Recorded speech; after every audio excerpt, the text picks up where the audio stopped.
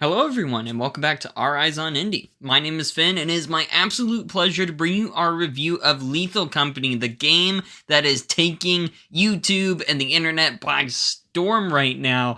It is a co-op horror scavenging game where you work for this company. You and up to 3 of your friends are going to go to these mysterious moons. You're going to look for scrap and you're probably going to die in the process. Well, with all that said, ladies and gentlemen, it's taking the gaming world by storm, but is this game actually worth your time and is it worth your money? It's developed and published by Zeekers, the one-man team making this thing possible and happen. And I've got to say, this is an interesting one. Let's get into it. Let's start off with the visual presentation of the game. It's this interesting sort of half pixelated but 3D kind of style. It's a weird little mix of things where you've got these 3D models, but everything kind of has this little pixel touch to it that's a little interesting. It's kind of hard to describe. It's almost like there's a filter, I guess, over your vision the entire time. I enjoy it. I don't think it's going to be for everybody. I think some people might be like, that's a little weird that this kind of looks like this, but this looks polished in this way, and this looks like this way. But it's nothing that's going to distract you from what's going on, and that's what's important. And to be honest with you, like I said before, it's good. I think the designs of everything are a lot of fun. A lot of the creatures you're going to be running into are very distinct, unique. Some of them are pretty terrifying to look at and to deal with. And then all the scrap you get, there's some fun ones, like, there's a toy robot, there are some dentures you can get, all these different things that are a lot of fun to deal with. And then you can even get some customization things for your characters that are really just some recolors here and there, but it's still fun to have. And even some of the customization stuff you can get for your ship is a lot of fun too, especially the toilet. All right, it's a toilet. It's a lot of fun. Did I waste all of our credits on it in a run? Absolutely. Was it worth it? Well, maybe. I also bought some lights and, that's just how it goes. But it's all good. Now, talking about the gameplay, let's get into what this game is about. As I said before, you work for the company and your job is to get scrap that you will deliver to the company who will buy it. And then you have to meet a quota. If you do not meet that quota, you lose the run and all your progress is gone. Lethal Company is in a lot of ways a roguelike game.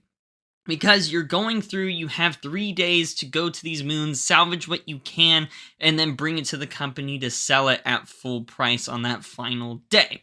Now, the big caveats of this, like I said, is if you don't meet the quota, which goes up increasingly after each 3-day period, then you are going to lose that run, you are going to lose every upgrade and item that you've gotten, and you'll have to start from scratch. Now, the other big reset that comes in this is if your entire crew dies on a moon, you will lose every single scrap that you've brought back to your ship.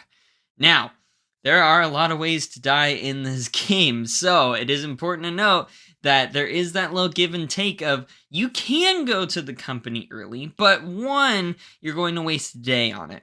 2, they don't buy at full price until the final day. So there's never actually really a good reason to go there early unless for some reason you've decided that you just kind of think you're all about to die and you can waste some time by going to the company and selling things at a lower price, but it's never really worth it. It feels like it's supposed to be this give and take, but it never actually has a reason for me to be scared about it.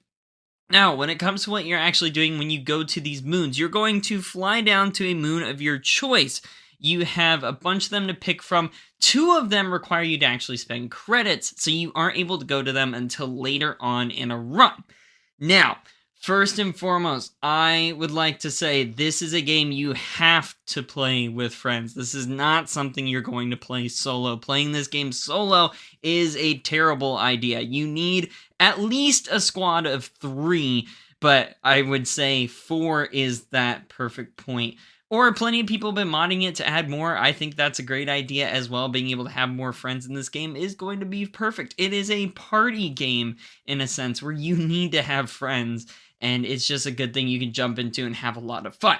Now, Here's what you do. You're going to arrive at the planet at 8 a.m. and you have until midnight to go and scavenge as much as possible from the facility on that moon. Now, every time you get to a moon, the outdoor area is exactly the same. So you're always going to be able to go, okay, we're on this moon, so we just go this way to get to the facility. But the facility itself does randomize a bit. And this is both great, but also it's not that much of a randomization. I've played the game for a couple of hours and I'd already seen really every single tile layout that was possible.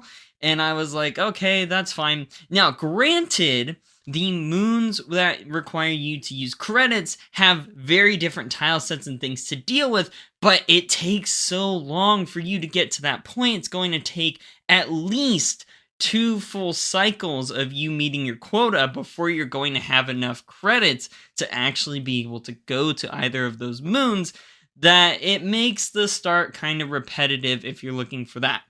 Now, it is important to say, don't play this game to try and win, in a sense. First off, there's no real actual end game. It's go until you die. Second off, this is, like I said before, more of a party game where you're just trying to have fun, because the game uses proximity voice. With that said, if you're playing with your friends, don't be in Discord, mute up, use the in-game chat. That's part of the fun. Hearing your friend go off into the distance and then start screaming because there's something out there is hilarious. It is so funny and yet terrifying at the same time, because you know whatever got him is probably coming for you next. Now, let's keep going with this, right? Like I said, you have 3 days. You get to go to 3 different moons, or you can go the same moon 3 times if you really want, since it does change each time. You're going to grab salvage. You have very limited inventory space in this game. Some things go in your inventory, but most scrap you're going to find, you're actually going to have to carry with your hands, which means you move slower. It means you can't go up ladders. You can't use your equipment that you have with you. You're stuck with it unless you drop it or you finally bring it back to the ship and leave it there. Now, when it comes to that, it's really great. It makes it really intense when you have this item and you're trying to get out, but you're like, oh, I need to get up this ladder, or oh, I need my flashlight, which you can have your flashlight on, but then you're wearing the battery down the whole time instead of being careful with it, because most things in this game run on a battery. They each have their own separate battery. Thankfully, it would be painful if they had a shared battery life from your suit or something. And so you're going to have those, and you're going to go through, you're going to get through this facility, you're going to learn that, okay, on this moon, we've typically got this kind of creature that lives here, whether it be the little loot bugs that guard their loot in the areas and will just kind of stare at you unless you get in their area, and then they'll start attacking you. They're very territorial. Or you've got some of the scarier things, like your typical weeping angel kind of enemy, or the guy that creeps in the dark and pulls you into the darkness. There are some terrifying things in this game. It is classified as a horror game, and there are definitely horrifying moments, but with your friends, it can also be hilarious to just see them go away. I remember one of the first runs I did with my friends, I stayed behind because one of my friends whacked me with a shovel, so I was low on health, and we were going to try using the monitors on the ship to have one person stay back and then guide everybody else through the facility and open doors, shut down turrets if there were any from the ship. Now, we did this with a walkie-talkie, and as we're going, they get into the facility, there's a little parkour jumping thing, and I hear over the call, oh, so-and-so has fallen into the pit. I'm like, okay, great, we've lost one already. We're about a minute onto this moon. And they keep going, and all of a sudden I hear a stomping noise outside, and I'm like, what in the world is going on? And so I look outside, and there's this weird dog-like creature with just a giant mouth. My friends are talking on the radio. I'm like, guys, there's something here. And it tracks by sound, which I didn't know at the time. And with both of my friends that were still alive talking on the radio, it rushed me. I had no time to react, and I was dead. And they had no idea. And that was hilarious.